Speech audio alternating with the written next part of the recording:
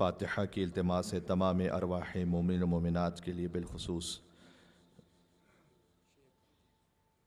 سید محمد مہدی رضوی ابن سید محمد باقر رضوی، سیدہ قمر جہاں بنت سید منتظم حسین رضوی، اور آپ ہی کے ہاں سال گزشتہ تشریف لائے تھے مولانا سید ذوالفقار نقوی صاحب علی اللہ مقامہ، ان کی روح کو شامل کرتے ہوئے رحم اللہ من قرأ الفاتح۔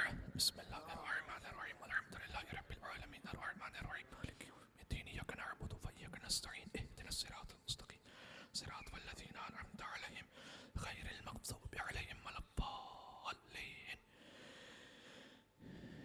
ایک مومن کے روزگار کے لیے دعا کی گزارش کی گئی ہے۔ اللہ سبحانہ وتعالیٰ بحق امام جواد علیہ السلام جو کاظمین میں دوسرے امام ہیں، ان کے لیے خاص تاکید ہے کہ وسعت رزق کے لیے مولا محمد تقی علیہ السلام کے صدقے سے دعا مانگی جائے۔ اللہ تعالیٰ امام جواد کے صدقے میں ہر بے روزگار، کم روزگار اور ہر مومن کے رزق حلال میں وسعت و کثرت و برکت عنایت فرمائے۔ ایک مریض کی شفا یابی کے لیے سید اکبر جعفری اور ایک مومنہ ہیں، اور ایک محترم مومن ہمارے پاس آئے اور انہوں نے اپنی بیٹی کے لیے کہا کہ انہیں ٹیومر ڈائیگنوز ہوا ہے۔ اللہ سبحانہ وتعالیٰ باب الحوائج کے صدقے میں تمام مریضوں کو شفائے کاملہ اور عاجلہ عنایت فرمائے۔ ایک بات عرض کر دوں گفتگو کی ابتدا ہی سے کہ معمولاً بر صغیر کا طریقہ یہ ہے کہ جب ہم مریضوں کی شفا یابی کے لیے دعا مانگتے ہیں، وعلیکم السلام، تو بیمار کربلا مولا سید سجاد علیہ السلام کے توسل سے دعا مانگتے ہیں۔ لیکن ایران عراق میں آپ تشریف لے جائیے تو وہ جو دعا مانگتے ہیں، اور احادیث میں بھی موجود ہے، وہ مولا باب الحوائج موسی کاظم علیہ السلام کے صدقے میں مریضوں کی شفا یابی کے لیے دعا مانگتے ہیں۔ تو یہ انتہائی مجرب اس وقت موقع ہے کہ ہم مریضوں کی شفا یابی کے لیے دعا مانگیں۔ اللہ تعالیٰ ہر مریض کو، بالخصوص اس کووڈ میں اگر کوئی بھی انسان اور ہر مومن، اللہ تعالیٰ امام موسی کاظم علیہ السلام کے صدقے میں شفائے کاملہ عاجلہ عنایت فرمائے۔ آپ سے گزارش یہ ہے کہ آپ ایک مل کر حیدری اور موسوی اور کاظمی صلوات بید محمد اور آل محمد پر اللہم صلی علی محمد و آل محمد۔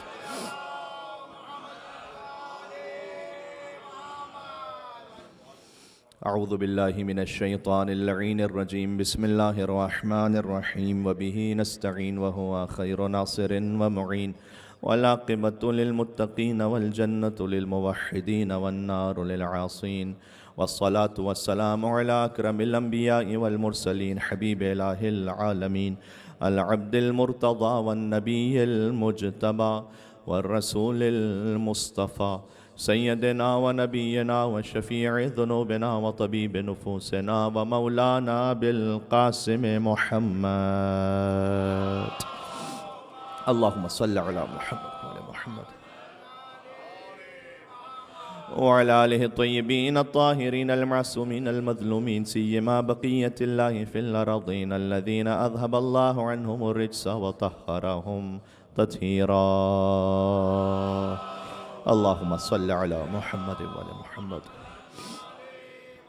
رحمت اللہ علی محبیہم واللعنۃ الدائمۃ علی اعدائہم اجمعین من النذل الی قیام یوم الدین۔ آخر میں تابوت کی برآمدگی ہے۔ محترم جناب قبلہ ندیم سرور صاحب اور ان کے فرزندان نوحہ خوانی فرمائیں گے۔ یہاں پر تو تفصیلی دعا کا موقع تو نہیں ہو پائے گا، لہٰذا ابتدا میں مولا کے نام سے توسل کرتے ہیں، آپ اپنی حاجات کو ذہن میں رکھتے ہوئے فرش عزا کے صدقے میں، فرش عزائے باب الحوائج مولا موسی کاظم علیہ السلام۔ بسم اللہ الرحمن الرحیم، یا ابا الحسن یا موسیٰ بن جعفر، ایہا الکاظم یا ابن رسول اللہ،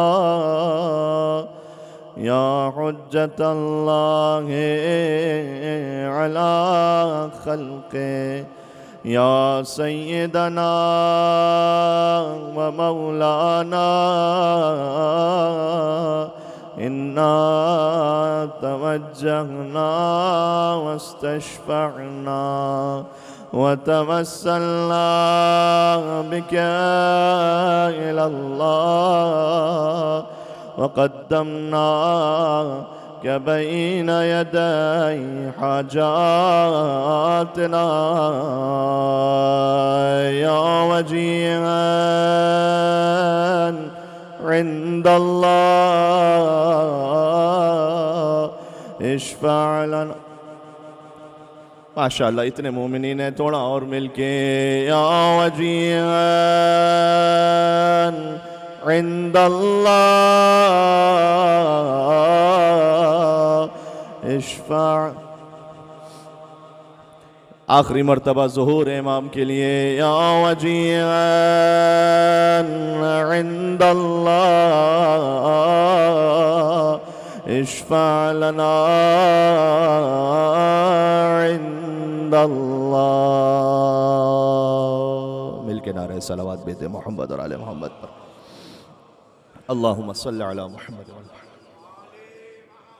اما بعد فقد قال اللہ الحکیم فی کتابہ المجید بسم اللہ الرحمن الرحیم وکلبہم باسط ذراعیہ بالوسیط. ایک اور صلوات بیجیے گا محمد اور آل محمد پر. اللہم صلی علی محمد و آل محمد. خدائے متعال کا شکر ہے کہ اس نے ذکر باب الحوائج میں ہمیں شرکت کی سعادت عطا فرمائی ہے. بجائے خود مولا کا ذکر عبادت ہے، اور جب آپ یہ درود کی عبادت انجام دیتے ہیں، تھوڑا سا ابتدا ہی سے بات آپ کی خدمت میں گزارش کر دی جائے. بزرگان تشریف فرمائے، میں نوجوان ساتھیوں کے لیے کہ پانچویں امام کی بھی حدیث ہے اور دیگر ائمہ سے بھی ہے کہ آپ آہستہ آواز میں درود بھیجیے تو ثواب تو تب بھی ہے، لیکن بلند آواز سے درود بھیجیں تو اللہ دل سے منافقت کو بھی دور کر دیا کرتا ہے. تو ایک مل کے صلوات بھیجے گا محمد اور آل محمد پر. اللہم صلی علی محمد و آل محمد.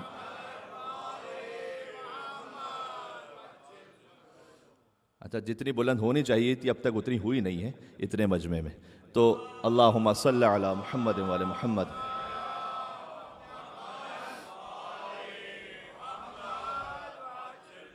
ساتویں امام کی حدیث سے بات شروع کرتے ہیں. یہیں سے سوچ کے کچھ اور آیا تھا لیکن بات یہاں شروع کرتے ہیں. امام نے فرمایا کہ جب تم ہم پر درود بھیجتے ہو تو یہ عالم ارواح میں جو اللہ سبحانہ وتعالیٰ نے تم سے ہماری ولایت کا عہد لیا تھا اس کی تجدید یہاں کر رہے ہوتے ہو. اللہ تعالیٰ نے اپنی ربوبیت کا، حضور کی رسالت کا اور ائمہ علیہ السلام کی ولایت کا عہد لیا تھا عالم ارواح میں. اب ہم چاہے یاد رکھیں نہ رکھیں اسے، یا جانتے ہوں یا نہ جانتے ہوں، اب میں سے کسی کو ایگزیکٹلی یاد نہیں ہے کہ میں شکم مادر میں تھا، لیکن سب یقین رکھتے ہیں اس لیے کہ سائنٹیفکلی پروون ہے. تو وحی کا کام یہی ہوتا ہے کہ وہ کہ جہاں سائنس کی حد ختم ہو جائے وہاں سے وحی کی حد شروع ہوتی ہے، ورنہ تو وحی کی ضرورت ہی نہیں ہے. پھر اگر ہر چیز ہی عقل اور سائنس سے طے ہو جانی ہے تو پھر وحی کی ضرورت کیا ہے؟ تو اس وحی اللہ تعالیٰ نے قرآن کریم میں، یہ تفصیلی موضوع ہے لیکن ارشاد فرمایا ہے کہ ہم نے تمہیں عالم ارواح میں اللہ تعالیٰ نے اپنی ربوبیت کا اقرار لیا، حضور کی رسالت کا اقرار لیا، اور اس کے بعد روایات کی روشنی میں کہ امیر المومنین کی ولایت کا بھی اعتراف لیا گیا، حتیٰ انبیاء سے بھی. اور اللہ تعالیٰ جس شخص نے، جس ہستی نے جیسے جیسے امیر المومنین کی ولایت کو قبول کیا ویسے ویسے اسے مقام عطا کرتا چلا گیا. مثلا حضرت ابراہیم علیہ السلام کے لیے روایت ہے کہ انہیں خلیل اللہ سبحانہ وتعالیٰ نے اس لیے بنایا کہ وہ خود محمد اور آل محمد پر کثرت کے ساتھ درود بھیجا کرتے تھے. حضرت ابراہیم علیہ السلام. ایک اور مل کے صلوات بھیجے گا محمد اور آل محمد پر. اللہم صلی علی محمد وعجل فرجہ. کاظمین یعنی دو کاظم، چونکہ ائمہ علیہ السلام میں سے ہر ایک کے لیے جس صفت کا اظہار ہوا اس صفت سے انہیں تعبیر کیا گیا، ورنہ ہر امام کاظم ہے، ہر امام صادق ہے، ہر امام رضا ہے، ہر امام ہی زین العابدین ہے. کلنا نور واحد، سبھی نور واحد ہیں. اس لیے کہ جو صفات خداوندی کی تجلیات تھیں وہ ائمہ علیہ السلام سے اس کا اظہار ہوتا رہا. یہ جو ایک دعا ہے نا جو آپ نے مشہور سن رکھی، الہی بحق محمد وانت المحمود وبحق علی وانت الاعلی وبحق فاطمہ وانت فاطر السماوات والارض وبحق الحسن وانت المحسن وبحق الحسین وانت قدیم الاحسان. ان کلمات کی وجہ سے حضرت آدم علیہ السلام کی ترک اولا میں توبہ قبول ہوئی تھی. تو یہ جو کلمات ہیں اس سے کیا اظہار ہوتا ہے؟ اس سے اظہار یہ ہوتا ہے کہ اللہ تعالیٰ نے ہر امام کو اپنی تمام صفات کا مظہر کامل بنا کر بھیجا ہے. یعنی وہ محمود تھا تو انہیں محمد بنایا، تو وہ اعلیٰ تھا تو انہیں علی بنایا، وہ فاطر السماوات والارض تھا تو انہیں فاطمہ زہرا بنایا.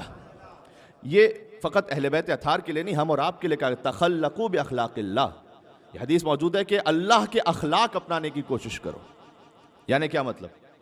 یعنی وہ واجب الوجود ہے تو ممکن الوجود ہو، لیکن واجب الوجود کی جو صفت ممکن الوجود میں جتنی ممکن ہے اتنی اپنا لو. یعنی سادہ خلاصہ یہ ہے کہ وہ ارحم الراحمین ہے، تم بھی رحم کرنے والے بن جاؤ. وہ رازق ہے، ہم بھی بانٹنے والے بن جائیں. وہ ستار العیوب ہے کہ تم بھی عیب چھپانے والے بن جاؤ. جو بات کسی کی پتہ چلے فوراً واٹس ایپ پہ فارورڈ نہ کرو، فوراً گروپس میں آگے نہ بھیجو. ایک تو بغیر سوچے سمجھے کسی پر الزام لگانا غلط، اور دوسرا یہ کہ ستار العیوب، خدا متعال ستار العیوب حدیث میں آئے تم دنیا میں کسی کا ایک عیب چھپاؤ گے، اللہ قیامت میں تمہارے 70 عیب چھپائے گا. جس طرح سے غیبت کرنا حرام ہے، سننا بھی حرام ہے. بعض لوگ غیبت کرتے نہیں لیکن سنتے بہت شوق سے.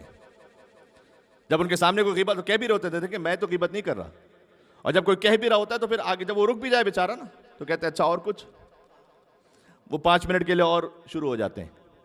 تو ستار العیوب، تخلقوا باخلاق اللہ، اللہ کے اخلاق اپنانے کی کوشش کرو، جس کا مظہر اتم اہل بیت اطہار علیہ السلام ہے.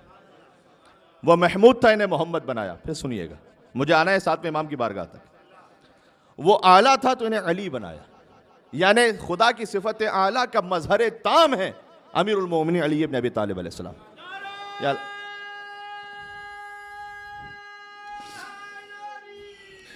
مل کے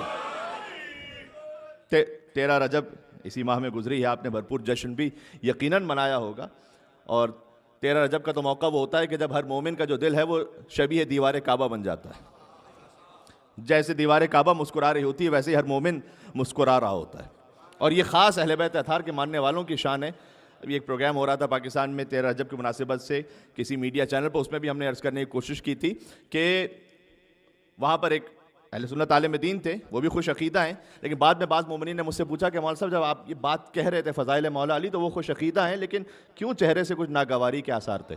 تو ہم نے یہ عرض کیا تھا کہ دیکھیں، ایک حد ہوتی ہے جہاں سارے مسلمان کسی فضیلت کو مانتے ہوں، اور پھر ایک بات وہ ہوتی ہے جسے خاص اہل بیت اطہار کے ماننے والے مانتے ہوں.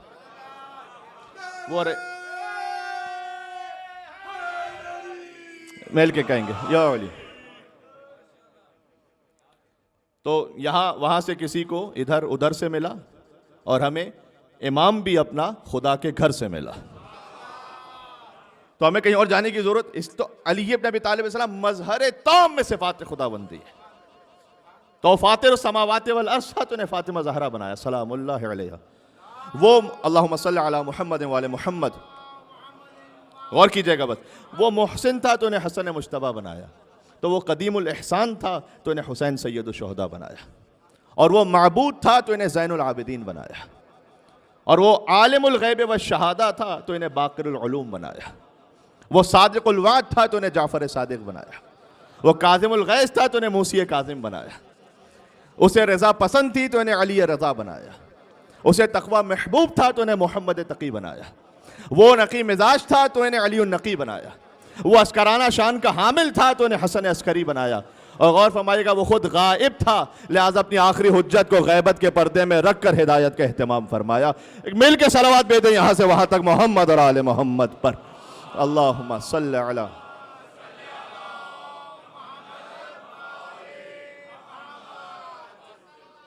اللہم صلی علی محمد.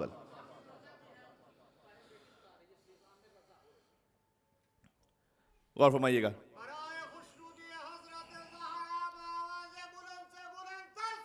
اللہم صلی علی محمد وعلی محمد.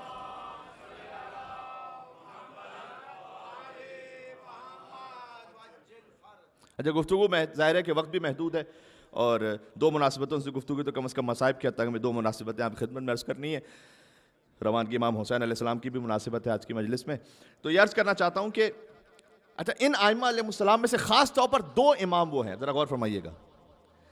ہر امام پر ظلم ہوا اور مخالفت کا سامنا ہے، لیکن 2 ائمہ علیہ السلام وہ ہیں جنہیں اکیڈمک اپوزیشن کا سامنا رہا ہے، علمی مخالفت خاص طور پر. یعنی بہت سارے باطل فرقے تھے جو خلق کیے گئے ان ائمہ علیہ السلام کے زمانے میں اہل بیت سے دور کرنے کے لیے. ان میں سے ایک 7ویں امام ہے اور ایک 11ویں امام ہے. کبھی اس کی تفصیل اپنے مقام پر. یعنی 7ویں امام کا زمانہ وہ ہے کہ جہاں تمام فقہاء 4 امام ابو حنیفہ، امام شافعی، امام مالک، امام احمد بن حنبل، ان سب کا زمانہ 7ویں امام کا زمانہ ہے۔ امام ابو حنیفہ کی وفات ہے 150 ہجری، 7ویں امام کی ولادت ہے 128 ہجری، ذہن میں رہے۔ اچھا، ابو الفضل عباس علیہ السلام باب الحوائج، ان کی دنیا میں آمد ہے 28 ہجری۔ ایک باب الحوائج کی آمد کے 100 سال بعد دوسرے باب الحوائج کی آمد ہے۔ بات واضح ہو رہی ہے؟ باب الحوائج تو آپ جانتے ہیں نا، ابو الفضل عباس علیہ السلام بھی باب الحوائج ہیں، شہزادہ علی اصغر بھی باب الحوائج ہیں۔ اس گھرانے کا کمال ہی یہی ہے کہ 32 برس کے عباس بھی باب الحوائج اور 6 ماہ کا علی اصغر بھی باب الحوائج۔ دیکھیں، عمر کا طولانی ہونا جو ہے نا، وہ فقط اہم نہیں ہوتا۔ ہم ہمیشہ کہتے ہیں طول عمر، طول، عرض عمر بھی اہم ہوتی ہے۔ بات واضح ہو رہی ہے؟ وہ کیفیت، آپ نے زندگی گزاری کیسے۔ بہت سے ایسے زمانے رسالت میں بڈھے تھے کہ جو لعنت کے مستحق ہوئے، اور ایک 6 ماہ کی بظاہر زندگی گزارنے والا قیامت تک کے لیے باب الحوائج بن گیا۔ نہیں، بات پہنچ رہی ہے؟ تو باب الحوائج ابو الفضل عباس علیہ السلام کی آمد کے 100 سال بعد ایک اور باب الحوائج مولا موسیٰ کاظم علیہ السلام کی آمد ہے، 7 صفر المظفر 128 ہجری۔ امام ابو حنیفہ میں نے عرض کیا 150 ہجری میں ان کی وفات ہے۔ جب امام موسیٰ کاظم علیہ السلام کی شہادت ہوئی 183 ہجری 183، 25 رجب المرجب، اس وقت امام شافعی کا سن ہے 33 برس، امام احمد بن حنبل کا سن ہے 19 برس، یعنی بالکل یہ وہ زمانہ ہے۔ امام احمد بن حنبل انہوں نے 9 برس کے سن میں فتویٰ دینا شروع کر دیا تھا، تو جب 19 برس کے تھے تو بغداد میں ان کا ایک مستقل درس ہوتا تھا۔ بغداد اس زمانے کا انٹلیکچول سینٹر ہے، یہی وہ زمانہ ہے۔ اچھا، تو 4 فقہ ایک ساتھ ہیں، لیکن ان میں سے کوئی نہیں ہے جو فتویٰ دیتے ہوئے یہ کہہ سکے کہ ان جدی ان رسول اللہ ہے میرے ساتھ آپ یا نہیں ہے، سوائے امام موسیٰ کاظم علیہ السلام کے کوئی نہیں۔ بالکل ایسے ہی زمانہ۔ اب اس کی تفصیل اپنے مقام پر، 11ویں امام کا جو ہم نے نام لیا، ایک جملہ عرض کر دوں کہ صحاح ستہ میں جتنے بھی شیوخ الحدیث ہیں ان سب کا زمانہ 11ویں امام کا زمانہ ہے، یعنی امام بخاری 11ویں امام کے زمانے میں، امام مسلم 11ویں امام کے زمانے میں، ابن ماجہ، ترمذی، سب 11ویں امام کے زمانے میں۔ اچھا، یہ جب حدیث نقل کرتے ہیں تو کیسے نقل کرتے ہیں؟ یہ کہتے ہیں کہ ہم نے سنا اپنے استاد سے، انہوں نے سنا اپنے شیخ الاجازہ سے، انہوں نے سنا کسی راوی سے، انہوں نے سنا صحابی سے، انہوں نے سنا رسول اللہ سے۔ ایسے ہی ہے یا نہیں ہے؟ اور جب 11ویں امام حدیث کو بیان کرتے ہیں، کاش میری بات پہنچ سکے، تو فرماتے ہیں کہ ان ابی، ان جدی، ان ابی ہے، ان ابی ہے، ان ابی ہے، ان ابی ہے، ان ابی ہے، ان ابی ہے، ان ابی ہے، ان رسول اللہ صلی اللہ علیہ وآلہ وسلم۔ یہ کوئی نہیں ہے سوائے 11ویں امام کے۔ یہ وہ علمی طاقت ہے 7ویں امام اور 11ویں امام کے زمانے میں، یعنی اکیڈمک اپوزیشن۔ اب کبھی 11ویں امام پہ میں نے عرض کیا کہ بات کریں گے انشاءاللہ۔ مولا تبرک کے لیے نام لیتا ہوں، مولا امام حسن عسکری علیہ السلام، مل کے صلوات بھیجے گا محمد اور آل محمد پر، اللہم صلی علی محمد و آل محمد۔ اچھا، اسی خاطر ہے میں نے عرض کیا نا کہ تمام ائمہ تمام صفات میں مشترک ہے۔ کتاب الکافی کی حدیث بھی ہے، فرمایا کہ ہم سب اہل بیت اطاعت میں، شجاعت میں اور علم میں سواؤن، ہم سب برابر ہیں، سبھی برابر ہیں۔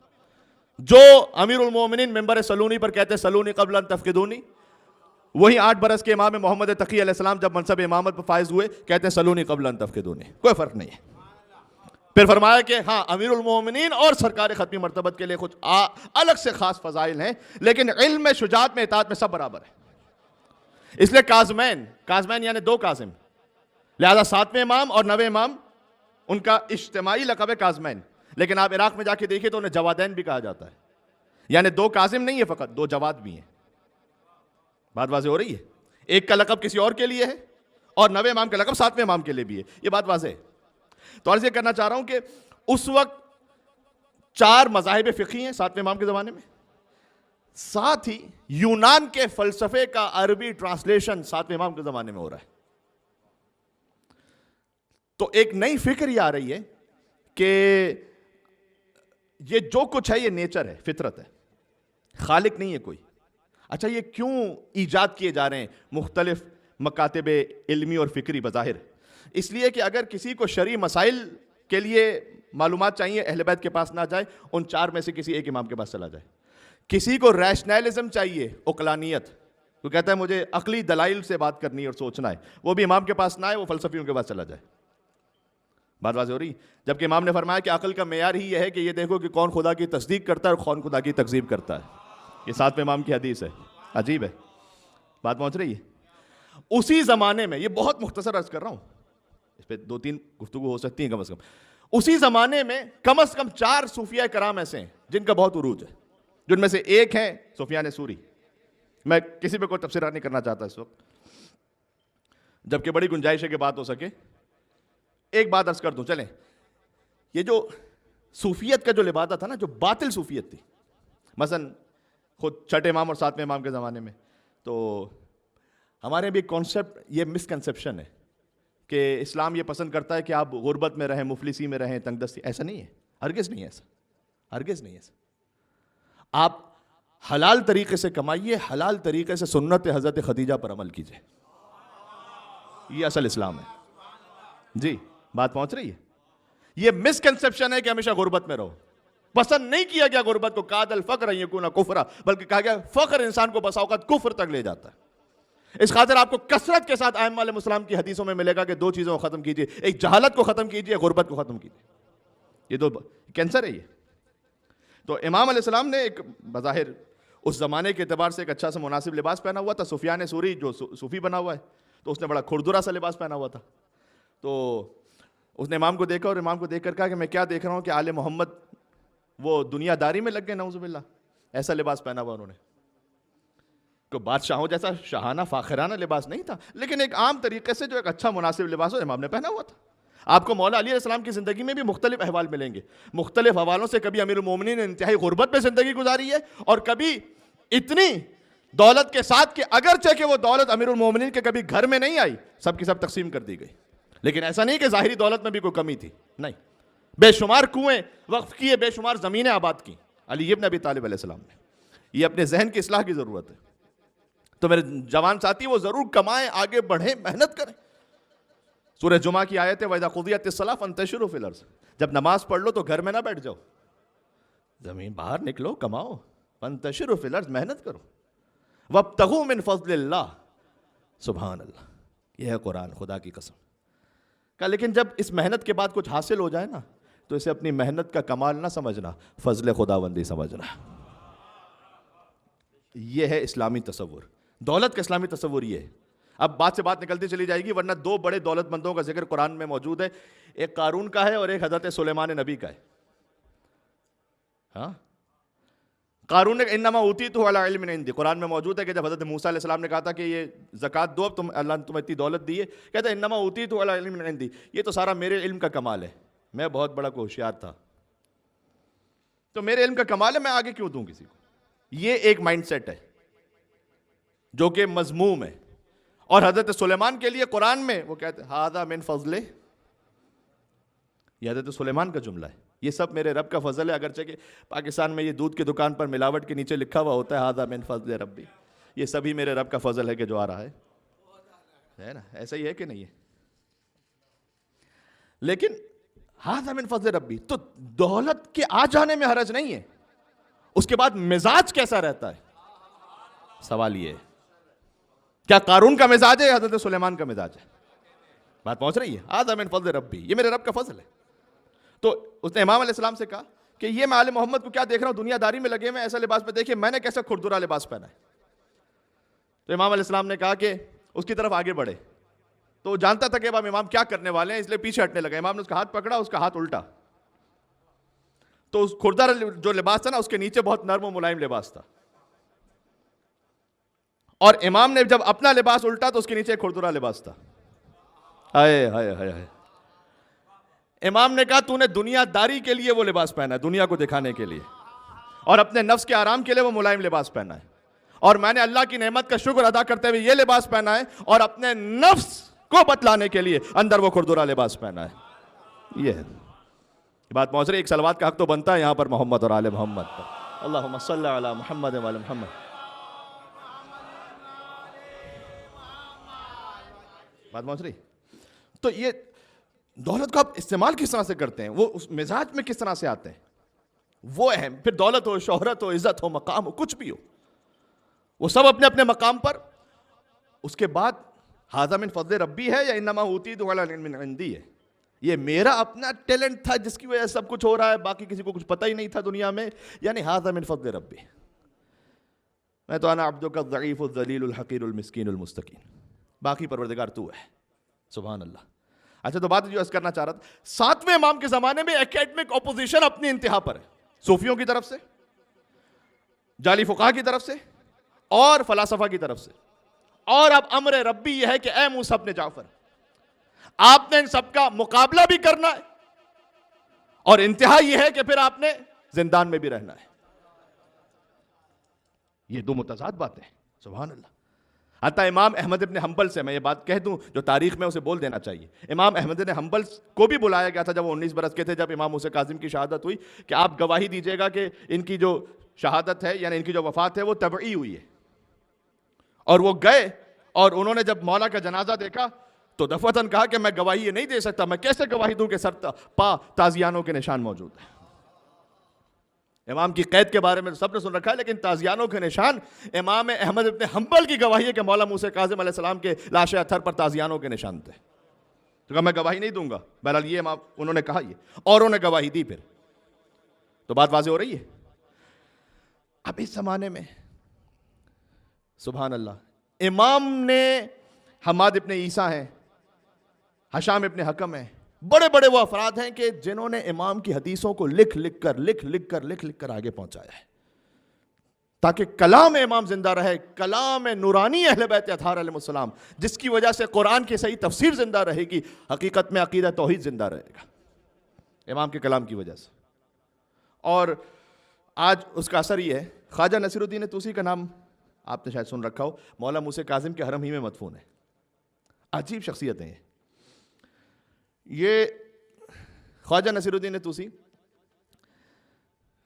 ایک ہمارے بڑے عارف ابھی بھی موجود ہیں، آغا حسن زادہ آمولی، وہ کہتے ہیں میں ایک جیومیٹری کے ایکسپرٹ کے پاس بیٹھا ہوا تھا، یہ کچھ عرصے پہلے کی بات ہے، جیومیٹری کے ایکسپرٹ کے پاس بیٹھا ہوا تھا، تو اب ایران ظاہر ہے کہ بہت سی فیلڈ میں بہت آگے ہے، تو وہاں کے کسی بڑے پروفیسر کے ساتھ بیٹھا ہوا تھا، اور میں نے ان سے ایک جیومیٹریکل ایکویشن انہیں دکھائی، میں نے وہ میرے پاس پاور پوائنٹ پریزنٹیشن ہوتی تو میں آپ کے سامنے وہ تصویر بھی بتا دیتا رائٹ اینگل سے، تو ایک خاص جیومیٹریکل ایکویشن میں نے دکھائی، اور میں نے ان سے پوچھا کہ اس کی کتنی صورتیں بن سکتی ہیں، اس ایک تصویر سے کتنے ایکویشنز نکل سکتے ہیں، تو انہوں نے کہا 7-8 صورتیں بن جائیں گی۔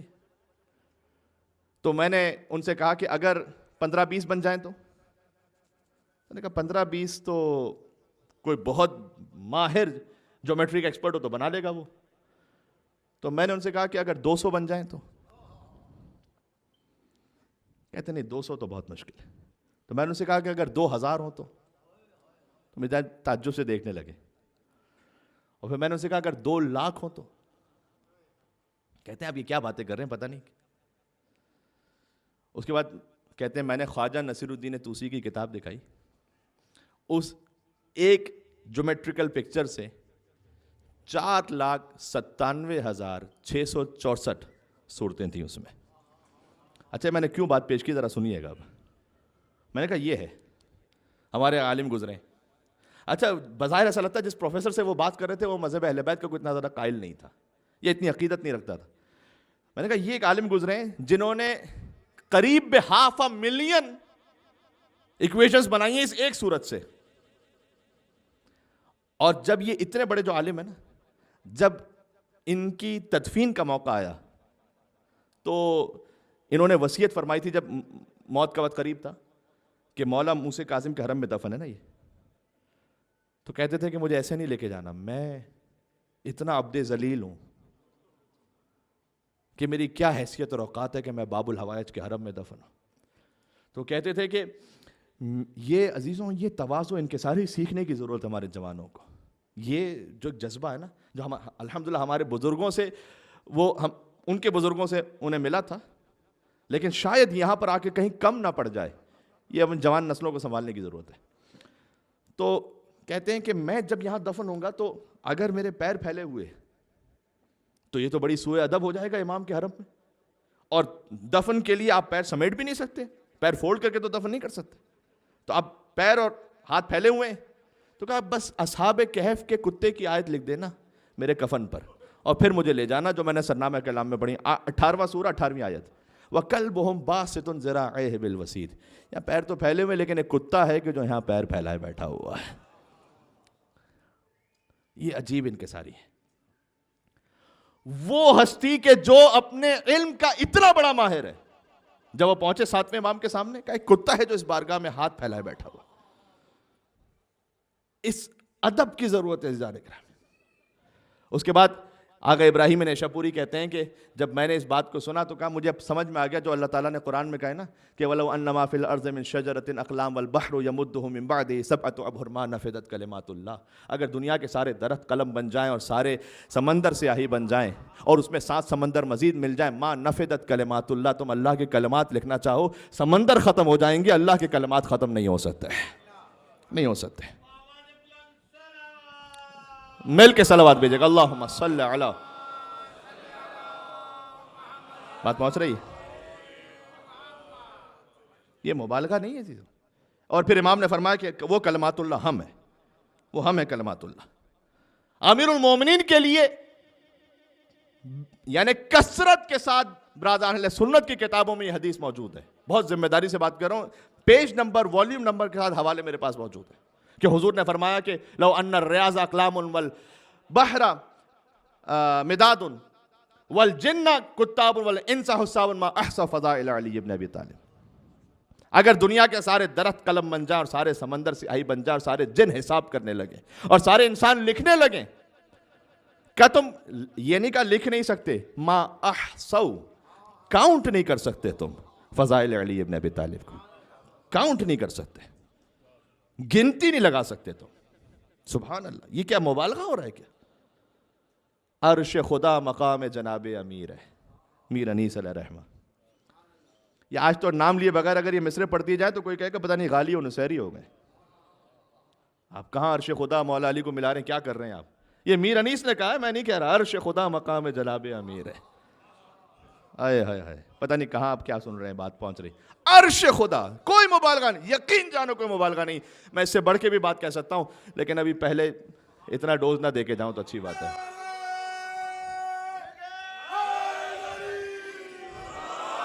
یور یور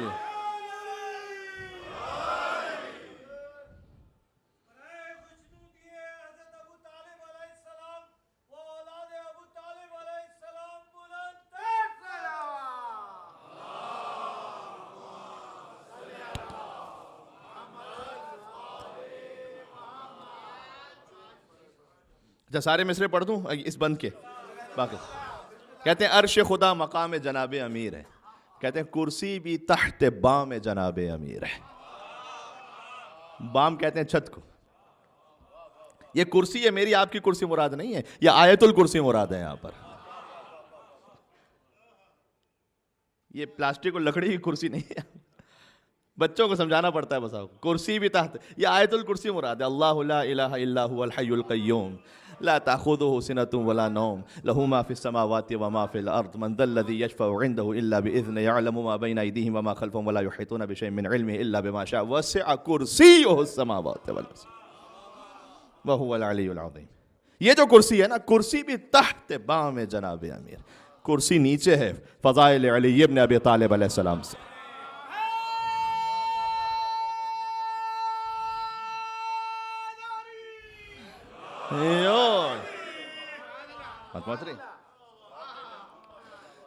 کہتے ہیں عرش خدا مقام جناب امیر ہے. میں کانفیڈنس اس لیے پڑھا ہوں کہ میر انیس علیہ رحمہ کا کلام ہے تو مجھے پتا ہے کہ یہاں کچھ ہونے نہیں والا ان کے نام پر. عرش خدا مقام جناب امیر ہے اور کرسی بھی تحت بام جناب امیر ہے. پھر کہتے ہیں مستور نوح نام جناب امیر ہے. مستور سطر سے، یعنی نوح علیہ السلام نے نام لکھا تھا امیر المومنین کا اپنی کشتی پر. اچھا میر انیس رحمہ کی ایک بات میں آپ سامنے عرض کر دوں. یہ ایک گفتگو ہے چاہتی ہے پورا یہ موضوع جو وہ یہ کہ مصائب میں آپ مختلف روایات کے حوالے سے بحث کر سکتے ہیں کہ جو مصائب کی روایت انہوں نے لکھی، مثلا یہ روایت کیا واقعاً اسی طرح سے تھی یا کسی اور کتاب میں، لیکن مجھے فضائل کے باب میں کوئی ایک مصرع ان کا ایسا دکھاتے ہیں جو قرآن و حدیث سے مطابقت نہ رکھتا ہو. بیٹھا ہوں یہاں پر میں، ایک مصرع جو قرآن و حدیث سے میچ نہ کرتا ہو کیا نہیں امیر المومنین کی زیارت میں السلام علیک یا من انجى الله سفینۃ نوح باسمہ؟ 17 ربیع الاول مفاتیح الجنان کھولیے گا، 17 ربیع الاول کی زیارت پڑھیے گا، سلام اس علی پر کہ اللہ نے جس کے نام کی وجہ سے نوح کے سفینے کو نجات عطا فرمائی تھی۔ نہیں ہے یہ بات سمجھ میں آ رہی ہے؟ یا کہ صلوات تو بھیجتے رہا کریں آپ خود میرے بھائی، اللہم صلی علی۔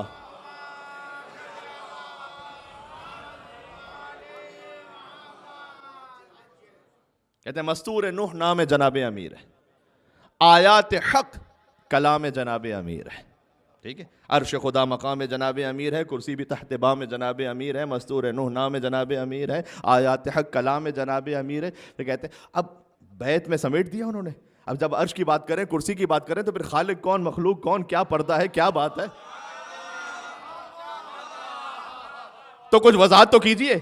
وہ کہتے ہیں ایسا کسی کو خلق میں، مخلوق کہاں یہاں پر، ایسا کسی کو خلق میں رتبہ ملا نہیں، بہت توجہ رکھیے گا، حاصل کلام مصرع ہو جائے گا یہ، ایسا کسی کو خلق میں رتبہ ملا نہیں، اور ساری خدا کی شان ہے لیکن خدا نہیں، خدا نہیں ہے، یہ عقیدہ ہے۔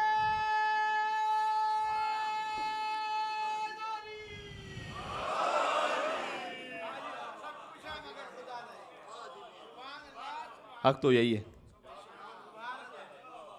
ساری خدا کی شان ہے، یہ وہ حد ہے جو ہمیں اہل بیت نے سکھلائی ہے۔ میں کیا کروں، جو اہل بیت اطہار نے سکھلایا ہے وہاں ماتھا ٹیک دو اپنا، بس۔ پھر آگے مطلب امیر المومنین کے سارے فضائل پر جتنے یعنی ممکن تھے انہوں نے لکھا تھے، حافظ کلام، جو ایک رکعت سے دوسرے رکعت پہ قرآن ختم کر لیتے تھے نا۔ اب آج سمجھانا بڑا مشکل ہے، لیکن خیر علی امام زمان ہے، زمانے کے امام ہے تو زمانے میں مقید تو نہیں ہے وہ، اب وہ کیا ان کا مرتبہ و کیا شان ہے وہ تو میں تو کہہ نہیں سکتا، مجھے پتہ ہی نہیں، تو میں کیا کہوں گا یہاں پر کہ کیسے ممکن تھا وہ تھے حافظ کلام خدا شاہ ذوالفقار، لکھا ہے انہیں لگتے تھے دلدل پہ جب سوار، دے کر رکاب میں قدم پاک کو قرار، قرآن شروع کرتا تھا وہ شیر کردگار، کس کا بغیر مصحف ناطق یہ کام تھا، اور پہنچا ادھر جو پاؤں تو قرآن تمام تھا۔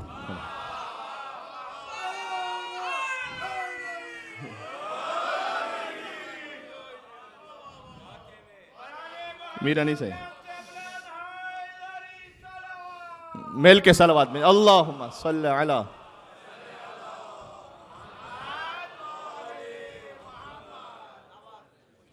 بات پہنچ رہی ہے؟ تو یہ اہل بیت اطہار علیہ السلام نے ہماری تربیت فرمائی ہے۔ تو جو آپ اپنے عقیدے کو لیتے ہیں وہ ان بزرگ علماء کرام سے اور ان بزرگ شعراء کرام کے کلام سے لیں، اور اس کے لیے ضرورت ہے گھر میں، اب ظاہر ہے کہ میں ساتویں امام کی ذات مقدس پہ بات کر رہا ہوں، امام کی دنیا میں تشریف آوری کے لیے جس رحم مطہرہ کا انتخاب کیا گیا وہ اپنے زمانے میں ارحام مطہرہ کی عالی ترین مصداق بی بی حمیدہ مصفہ، جنہیں مہذبہ بھی ان کا لقب ہے۔ یہ میں بات کیوں عرض کر رہا ہوں؟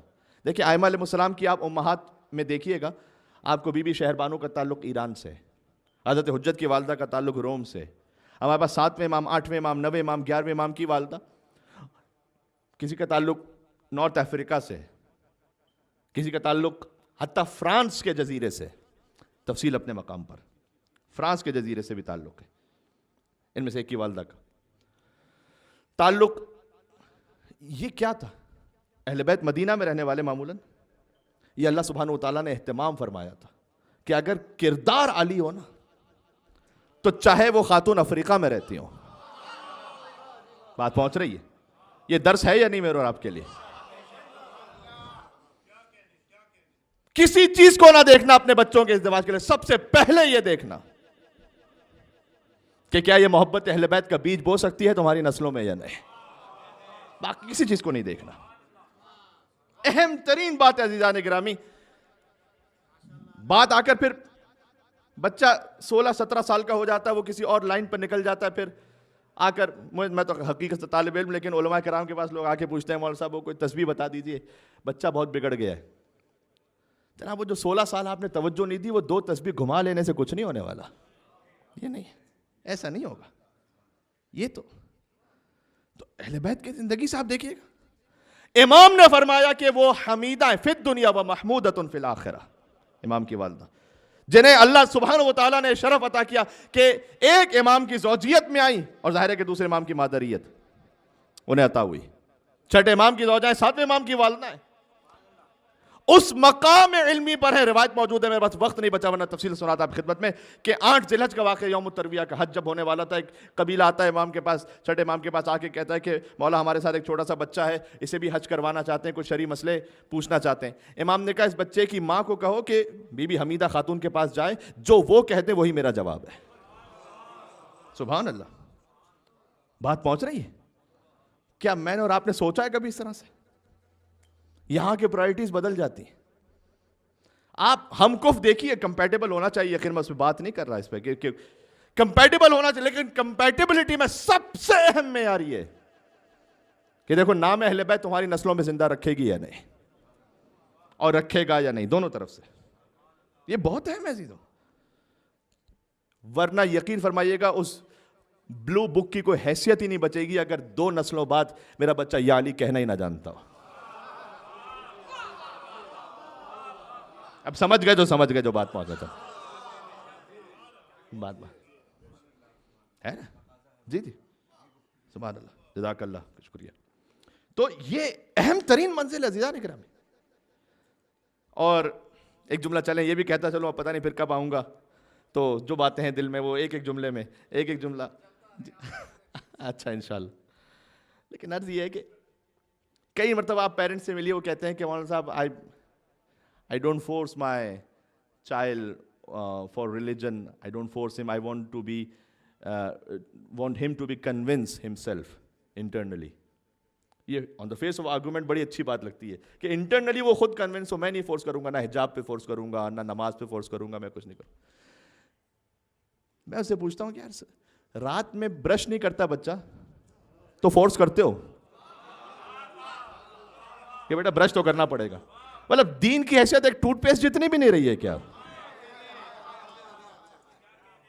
یہ تو کوئی بات نہ ہو، یہ کیا بات ہے؟ صحیح بال نہیں بناتا تو فورس کرتے ہو۔ دین کے معاملے میں نہیں کہہ رہا کہ آپ گھر میں کوئی کیوس کریٹ کریں گے، لیکن پیرنٹس کی ذمہ داری ہے یا نہیں ہے؟ پھر وہی بات، جب 16-17 سال گزر جاتے ہیں، پھر جب بچہ کو کہتے ہیں مولانا صاحب یہ کیا کریں، تسبیح بتائے۔ دعائے جوشن کبیر میں فقط تسبیح گھمانے کے لیے پڑھتے ہیں، یہ تقدیر گھمانے کے لیے تھی، فقط تسبیح گھمانے کے لیے نہیں تھی۔ تو میں آپ سے عرض کر رہا ہوں کہ یہ سارے آداب رسومات، میں اس کا کوئی انکار نہیں کر رہا، لیکن یہ 2-3 باتیں تھیں جو آج پہنچ گئیں، جس میں شریک حیات کا انتخاب ہے اپنے بچوں کے لیے۔ اب جو کر چکے ہیں وہ دوبارہ سے مولانا سے درس نہ لے کے جائیں کہ مولانا نے کہا تھا تو ہم دوبارہ ری تھنک کر لیں کچھ اپنے وقت، یہ قطعاً میں درس نہیں دے رہا یہاں سے، لیکن آگے کے لیے آپ بچوں کے لیے سوچیں۔ دوسرا یہ کہ گھر میں اہتمام، دین کو جب آپ خود ہی پرائرٹی نہیں دیں گے تو پھر کیا ہوگا؟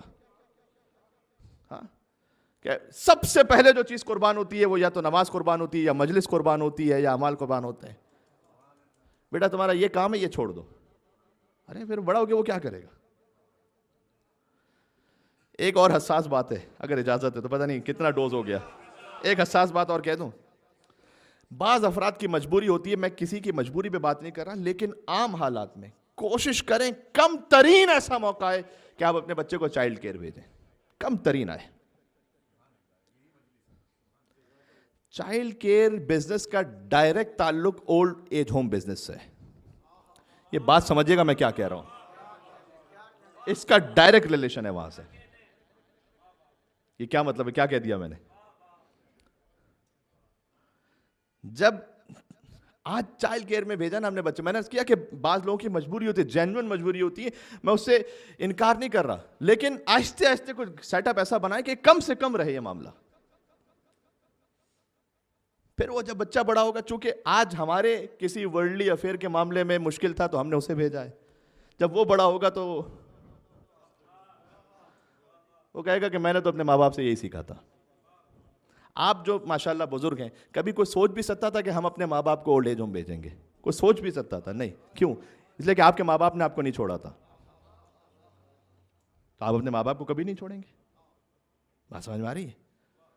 ابھی تھوڑا سا معذرت باتیں اگر تلخ ہو رہی ہے، لیکن میں باتیں اگر میرے سر پہ امامہ میں نہیں کروں گا تو کب کروں گا پھر یہ باتیں؟ نہیں سر. تو اور پھر باب الحوائج کے صدقے میں دعا مانگے. سبحان اللہ. باب الحوائج، باب الحوائج کے صدقے فقط دنیا نہ مانگے، دنیا بھی مانگے، لیکن کاش ہم یہ مانگ لیں کہ مولا میری زندگی میں کوئی ایسا کام ہو جائے کہ آپ کی ماں فاطمہ زہرا مجھ سے راضی ہو جائے سلام اللہ علیہا. یہ مانگنے کی مل کے سلوات بھیجے گا بآواز بلند محمد اور آل محمد پر. اللہم صلی علی. بات ختم کرنے لگا.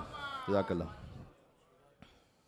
تو یہ باب الحوائج کے صدقے میں ماشاءاللہ بہت سے زائرین چہرے نظر آ رہے ہیں. محترم جناب ندیم سرور صاحب بھی موجود ہیں، ان کے فرزندان. زیارت پہ جب آپ جاتے ہیں باب المراد لکھا ہے نا، مولا کے تو حرم کا در ہی باب المراد ہے. باب المراد، مرادوں کا دروازہ. باب الحوائج. کاش میں آپ کے سامنے وہ خط سنا سکتا جو ابن عربی نے لکھا تھا ایک شخص کو. سنی رائٹر ہے. اس نے لکھا تھا کہ جب مجھے پتہ چلا ہے کہ بلغنی انک ترید بغداد، مجھے پتہ چلا ہے کہ تم بغداد جا رہے ہو، کیونکہ بغداد میں نے کہا نا فائنینشیل ہب بھی تھا، انٹلیکچوئل سینٹر بھی تھا، لوگ بغداد آنا جانا بہت تھا. جسٹ لائک آج کے زمانے کا لنڈن ہو گیا، نیو یارک ہو گیا، ٹورنٹو ہو گیا. تو بغداد کا تو میں نے سنا ہے کہ تم بغداد جا رہے. اس کے بعد اس نے لکھا کہ جب وہاں پر جانا تو ایسے ہی نہیں آنا واپس، وہاں پہنچنا ایک قبر ہے وہاں پر، اور اس سبحان اللہ اس قبر کے سامنے جھکنا، ادب سے سلام کرنا، اور اپنے آنسوؤں کو اس قبر پر بہا کر ہدیہ کرنا، اور اپنے والدین اور اپنے بچوں کے لیے وہاں ایمان کی دعا مانگ کر آنا. اس نے لکھا وہاں پر باب الحوائج، مولا حاجات کی برابری کے لیے. سبحان اللہ. اور بلکہ خاص طور میں نے عرض کیا نا کہ مریضوں کی شفا یابی کے لیے، اور حتیٰ روایت میں ہے کہ جو چشم کے مرض میں مبتلا ہیں تو وہ یہ دعا پڑھیں اللہم انی اتوسل الیک بموسی بن جعفر. پروردگار میں توسل اختیار کرتا ہوں تیری بارگاہ میں مولا موسی بن جعفر کے صدقے میں، آنکھوں کو شفا عطا فرما اور کوئی مرض ہو. عجیب باب الحوائج ہے میرے مولا، جو ساری زندگی کا ایک بہت بڑا عرصہ قید میں رہیں اور محبوں کو اور چاہنے والوں کو ایسے عطا کرتے ہیں. الگ الگ ہی شان ہے میرے مولا کے، بالکل الگ شان ہے. 14 برس کی قید تو آپ نے سن رکھی ہے، تاریخ میں 24 برس کی قید بھی میں نے خود پڑھی ہے. اب ہو سکتا ہے وہ روایت کچھ، لیکن 14 برس کی قید سے 24 برس تک کی قید لکھی ہوئی ہے تاریخ میں. عزیزان گرامی، معمولی بات نہیں ہے. اور میں مسائل پرس کرنے کی کوشش کرتا ہوں کہ تو گھر میں جو بات ہوئی کہ گھر کا ماحول، ساتویں امام کی والدہ کے حوالے سے بات ہوئی. کربلا، کیونکہ روانگی امام حسین السلام کی مجلس سے ایک جملہ کہہ دوں، کربلا کا جہاد پورا نہیں ہوتا اگر شریکت الحسین بی بی نہ ہو. تو پورا ہی کہاں ہوتا ہے. خاتون کا کردار آپ سمجھ میں آ رہا ہے آپ کو؟ توحید کے عقیدے کو بچایا ہے حسینیت نے، اور حسینیت کو بچایا ہے شریکت الحسین بی بی زینب سلام اللہ علیہ. بلا شک و شبہ سوال کرتی ہے دنیا کہ کیا حسین کا ہے. فضائل کی اعتبار سنیں گے اسے، میرے ساتھ ہیں آپ. سوال کرتی ہے دنیا کہ کیا حسین کا ہے. میں خدائے پاک کے سب ہیں، خدا حسین کا ہے یا نہیں ایسا؟ جیسے حسین مل گیا اسے خدا ملے گا یا نہیں ملے گا؟ بے شک ملے گا. کیوں نہیں ملے گا؟ جب سجدہ آخر میں میرے مولا کی مناجات کیا ہے، وہ شمر جالس علی صدر کا مصائب کا جملہ ہے کہ شمر امام حسین علیہ السلام کے سینے پر تھا، اور میرے مولا یہ مناجات پڑھ رہے تھے کہ الہی و سیدی و مولایا ترکت الخلق ترن فی ہوا کوائتمت العیالی لکی اراکا. پروردگار میں نے اپنے بچوں کی یتیمی بھی سہ لی ہے تاکہ تیرا دیدار ہو سکے اور مخلوقات تیری طرف لوٹ سکے. پہنچو حسین تک، حسین تمہیں خدا تک پہنچائیں گے. سوال کرتی ہے دنیا کہ کیا حسین کا ہے. بھئی خدائے پاک کے سب ہیں، خدا حسین کا ہے. اور علی کی بیٹی کا یہ اقتدار تو دیکھو، علی کی حسینیت کو بچانے والی علی کی بیٹی کا یہ اقتدار تو دیکھو کہ محل یزید کا فرش عزا حسین کا ہے.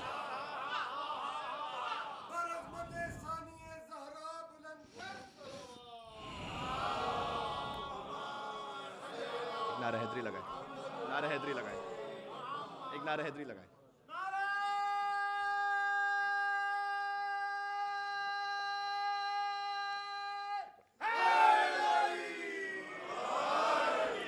یا علی مدد، یا علی مدد. بات پہنچ گئی عزیزان گرامی. بس عزیزوں، کیونکہ تابوت کی برآمدگی ہے لہٰذا روانگی امام حسین علیہ السلام سے بات شروع کرتا ہوں اور تابوت تک پہنچیں گے انشاءاللہ. تو واقعہ بھی روانگی امام حسین علیہ السلام کا ہے 60 ہجری، میرے مولا کی شہادت ہے 183 ہجری. مشابہت بھی ہے دونوں میں زندان ہے. لیکن ایک فرق یہ ہے کہ چوتھے امام کی قید 1 سال بعد ختم ہوئی تھی، اور 7ویں امام کی قید مولا نے وصیت فرمائی تھی کہ میرے جسم سے زنجیروں کو اتارنا نہیں.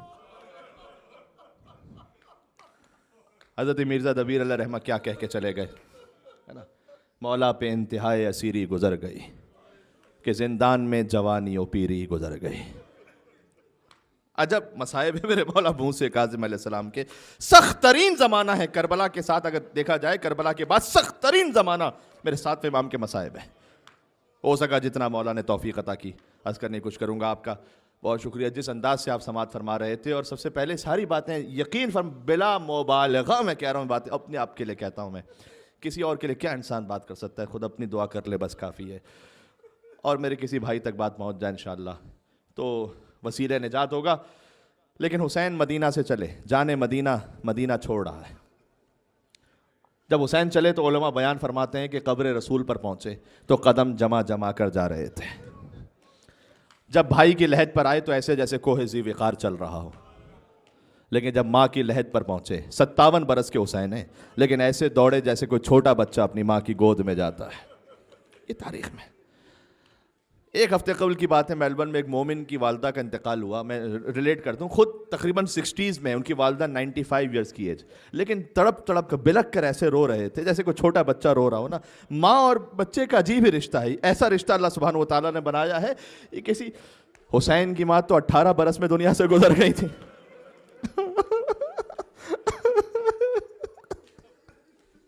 حسین یتیم ہو گئے تھے، جب ماں کے جنازے سے لپٹے تھے تو کہتے تھے واہ غربتا. اب ماں آج حسین اتنا غریب ہو گیا کہ حسین تجھے پکارنا چاہے اور تو جواب نہ دے. اور بندے کفن ٹوٹے تھے اور فاطمہ کے ہاتھ باہر آئے اور حسین کو سینے سے لگایا تھا. بس وہی کیفیت تھی کہ جب مدینہ چھوڑ رہے تھے نا حسین، تو قبر مادر حضرت زہرا سلام اللہ علیہ، قبر فاطمہ زہرا سلام اللہ ایسے لپٹے کہ جیسے ایک چھوٹا بچہ ماں کی لحد میں ہو، ماں کی آغوش میں ہو، اور کہتے جاتے تھے کہ اماں اب مدینہ رہنے کے قابل نہیں رہا، میں مدینہ سے جا رہا ہوں. میں نے حضرت قبلہ علامہ طالب جوہری صاحب علی اللہ مقام، جو جس سے بات سنی اس کا نام لے کے پڑھنا چاہیے، میں نے ان سے یہ جملہ سنا ہے کہ قبر سے آواز آئی، اے ماں کے پیاسے بیٹے تجھ پر ماں کا سلام ہو، اے ماں کے بھوکے بیٹے، اے ماں کے پردیسی بیٹے تجھ پر ماں کا سلام ہو. حسین آئے اور روایات بہت ساری ہیں، کچھ روایات پڑھتا ہوں. اور محلہ بنی ہاشم میں ایک عجب گریا تھا، 28 رجب سن 60 ہجری، عجب ہی گریا تھا. اور میرے جو حیدرآباد کے مومنین اگر تشریف فرما ہے تو خاص وہ عاشور کی طرح 28 رجب کی تاریخ کو مناتے ہیں، یعنی اس لیے کہ بہرحال حسین کی گویا شہادت کا آغاز یہاں سے ہو رہا ہے. اب ایک عجب کیفیت ہے. اور عبداللہ غفاری کان لا یسمع صوت الرعد، وہ اتنا اونچا سنتے تھے کہ بجلی کھڑکنے کی آواز نہیں سن پاتے تھے. اچانک اٹھے، اپنی زوجہ سے کہتے ہیں یہ کن بیبیوں کے رونے کی آواز آ رہی ہے؟ پتہ نہیں کن بیبیوں کے رونے کی آواز آ رہی ہے. ایک بی بی تشریف لاتی گئیں، وارث آگے بڑھ کر سوار کرواتے گئے. اب ظاہر ہے کہ جو علماء کے کلام سے سنا ہے، بی بی ام لیلہ تشریف لائیں تو حضرت علی اکبر آگے بڑھے ہوں گے. ام فروہ سلام اللہ علیہ تشریف لائیں تو حضرت قاسم آگے بڑھے ہوں گے. بی بی ام کلثوم سلام اللہ علیہ تشریف لائیں. حسین جا رہے ہیں مدینہ سے، آخری مرتبہ جا رہے ہیں، اب حسین کو واپس نہیں آنا مدینہ میں. لہٰذا ابو الفضل عباس علیہ السلام آگے بڑھے. بزرگوں کا اگر کلام پڑھ دیا جائے تو تاثیر زیادہ رہتی ہے. ایک طرف آواز آئی، یا اہل المدینہ غضوا ابصارکم، اے مدینہ والوں اب اپنے نگاہوں کو جھکا لو، اس لیے کہ اب علی کی بڑی بیٹی خواہر حسین ابن علی تشریف لانے والی ہیں. میر انیس کہتے ہیں پہنچی جوہی ناکے کے قری دختر حیدر، خود ہاتھ پکڑنے کو بڑھے سبتے پیمبر، اور فضا تو سنبھالے ہوئے تھی گوشہ چادر، تھے پردہ محمل کو اٹھائے علی اکبر. کہتے فرزن کمر بستہ چپ و راست کھڑے تھے، یعنی داہنے بہانے کھڑے تھے، فرزن کمر بستہ چپ و راست کھڑے تھے، اور نالین اٹھا لینے کو عباس کھڑے.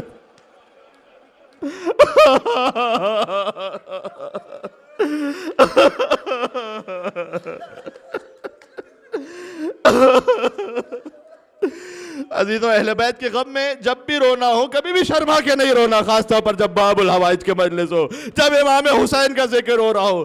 ताकीद फरमाइए मेरे मौला ने ऐसे रो जैसे एक माँ के सामने उसके जवान बेटे की मैयत और लाशा पड़ा हुआ। अब इस बन के बाद अगला बन लिखते जो कयामत का है। कहते हैं फर्जन कमर बस्ता चपो रास खड़े थे, नालैन उठा लेने को अब्बास खड़े थे। फिर कहते हैं एक दिन तो मुहैया था ये सामान सवारी,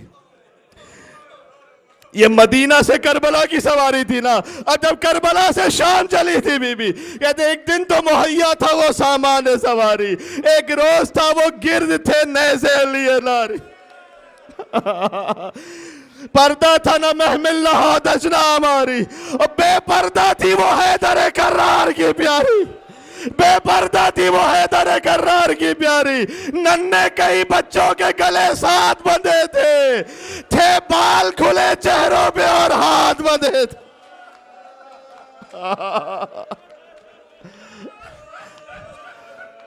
बीबी ज़ैनब जा रही है मदीना मुनव्वरा से, अजब सवारी है ये शान की। अब मदीना से चली है बीबी, एक मकाम पर पहुंची है।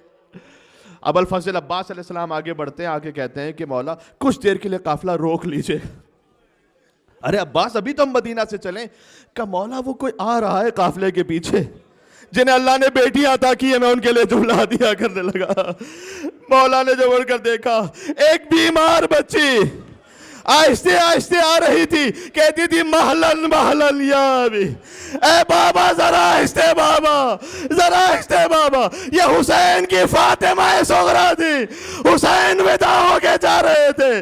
बच्ची के करीब पहुंचे, बच्ची को पहले ही कह चुके थे ना, वो जानती थी नहीं बाबा मुझे साथ तो नहीं लेके जाएंगे। देखें बीमारी तो एक वसीला था, एक बहाना था, असल तो जो मशीयत परवरदिगार हुसैन जानते थे। कहते थे ना कि ए बहन ज़ैनब, जब बीबी ने सिफारिश की थी कि आप जानती हैं कि मेरी कोई औलाद मेरे बाबा से मुशाबे है, कोई औलाद मेरे नाना से मुशाबे है, लेकिन फातिमा सुगरा मेरी माँ फातिमा ज़हरा की शबी है। हुसैन सब जब्त कर लेगा लेकिन शबी है फातिमा ज़हरा, कूफा और शाम के बाजारों में मेरा ये नहीं हो सकता। तो आकर कहती है बाबा हम आपसे ये नहीं कहने के लिए आए कि आप हमें साथ लेकर चलिए, लेकिन एक बार और नन्हे मुसाफिर की ज़ियारत तो करवा। वही मुसाफिर जो रजबुल मुरज्जब में अली असगर दुनिया में तशरीफ लाए, 6 महीने के तो शहादत के वक्त है ना, अभी तो चंद दिनों के हैं, 20 दिन के अली असगर हैं। अब आए सुरा की गोद में, माँ आगे बढ़ी, कुछ देर बाद रबाब की गोद में नहीं आते असगर, हर बीवी आगे बढ़ गए, हत्ता ये कि शहजादी ज़ैनब सलामुल्लाह अलैहा आगे बढ़ी, नहीं आते असगर। बस हुसैन मजलूम आगे बढ़े, बच्चे के कान में कुछ कहा, बच्चा हुमक कर बाप की गोद में आ गया। मुझे नहीं मालूम हुसैन ने असगर से क्या कहा, लेकिन इतना समझ में आ गया जब आशूर में हल मिन नासिरिन यंसुरुना का बच्चे ने अपने आप को झूले से जमीन पर गिरा दिया। कहा बाबा जिस खातिर लेकर आए थे बाबा।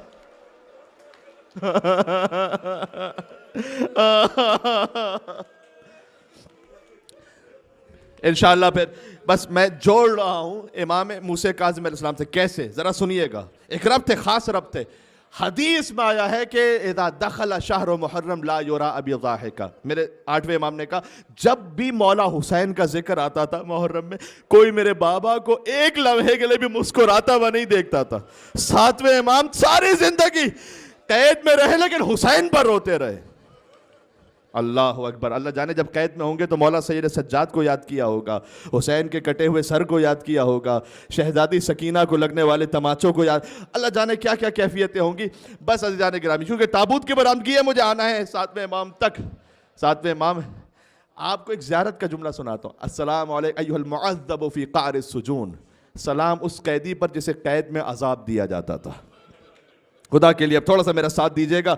बाबुल हवाइज का जिक्र है, खुदा बाबुल हवाइज के सदक़े में आपकी हाजात को पूरा फरमार, कोई गम ना आता फरमाए सिवाय गम इमाम हुसैन के। खुदा आपके बच्चों को सलामत रखे, हमारी ईमान को, नस्लों को सलामत रखे। एक और जुमला है कि सलाम उस कैदी पर फी ज़ुल्मिल मतामीर, जिसे मतमूरे में जुल्म किया जाता था। मतमूरा क्या मतलब है? देखें, जिंदान अगर ज़मीन के ऊपर हो उसे जिंदान कहते हैं, अगर ज़मीन के नीचे हो جیسے کنواں، بلکہ اس سے بھی چھوٹا ایک مقام کھود دیا جائے، اس میں امام کو رکھا جاتا تھا، چاروں طرف سے میخیں موجود تھیں۔ جب میرے مولا کو زہر دیا گیا تھا، مولا کبھی ایک طرف جھکتے تھے، کبھی دوسری طرف جھکتے تھے۔ عزیزوں، زیارت کا جملہ پڑھ رہا ہوں، کوئی اور کتاب سے نہیں۔ السلام ایھا الساق المرضوذ، سلام ہو اس پر جس کے پیروں کی ہڈیوں کو چورا کر دیا گیا۔ کہاں ہے موسوی سادات، کاظمی سادات، کہاں ہے نخوی رضوی سادات؟ آپ کے جد کا میں ذکر کرنے لگا ہوں۔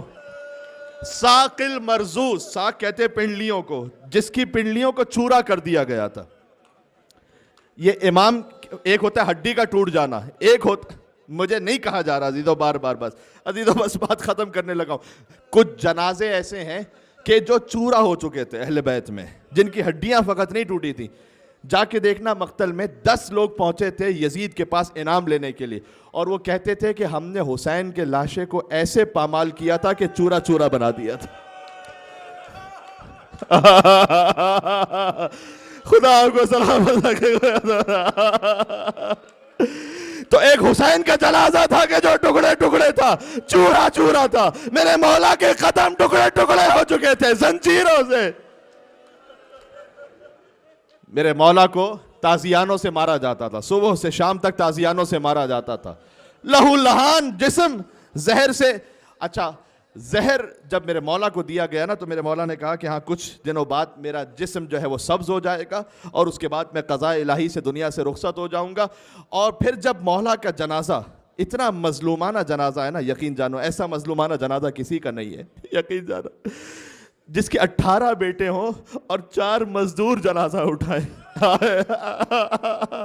اور مزدور آگے جنازہ اٹھاتے ہوئے کہہ رہے تھے، سنو یہ رافضیوں کے امام کا جنازہ ہے، یعنی جو دین سے نکل گئے ان کے امام کا جنازہ ہے یہ۔ جب بغداد کے پل پر پہنچے تھے، انہوں نے جنازہ رکھا نہیں تھا، جنازہ پھینک دیا تھا بغداد کے پل پر، کوئی قریب نہیں آتا تھا۔ ایک شخص آیا، ابو منصور اس کا نام ہے، اس نے کہا کس کا جنازہ ہے؟ کہا علویوں میں سے کسی کا جنازہ ہے، لیکن اجازت نہیں ہے کہ تشییع جنازہ ہو۔ کہا ہارون سے کہہ دینا میں اٹھاؤں گا اس جنازے کو۔